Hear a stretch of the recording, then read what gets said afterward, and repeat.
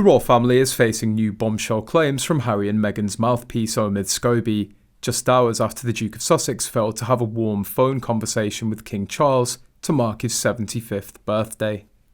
Mr. Scobie has shared an extract of his new book Endgame, leaking explosive claims including that Prince Harry was kept in the dark about the Queen's health in the hours before she died.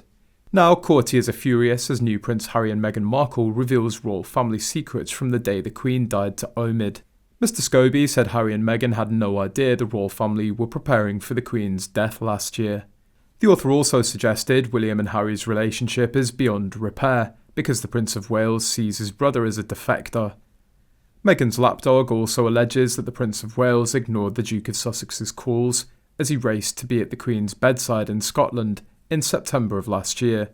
A royal insider told the Mirror, "It appears, no matter what happens behind closed doors, even in a time of such pain and grief, that where the royal family are concerned, it will one day emerge." Nothing is off limits with William and Kate appearing to be this author's #1 target.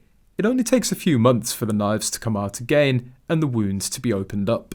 Funding freebies for Omid's book Endgame was Meghan first, Spare her second. She won't ever write one under her own name. She wants people to believe she's blameless and not involved in the vitriol. She'll continue to use minions to attack the British royal family. She'll distance herself from Harry when he's scorned and derided for his self-involved whiny victimhood. She'll ghost Scobie when he's no longer useful, and yet it's her take on everything, all of it.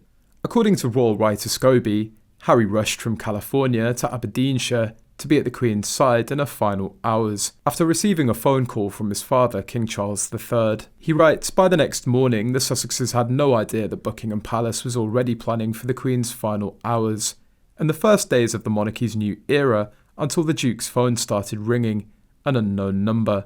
He usually ignored those." Omid claimed that Harry didn't know the Queen was so ill and that a decline had been kept from him by his vindictive family. The Queen had strange bruising for over a year, weight loss, limited engagements. Everyone knew something was wrong. If he wasn't told, it's because he was not trusted, and he also didn't care about her. He skipped many occasions she invited him and his kids to the royal events. He was willfully ignoring what the world could see. I knew from her last Christmas message that she wouldn't do another. I was surprised at every appearance and engagement she made in the final year that she hadn't declared a regency to give herself some respite.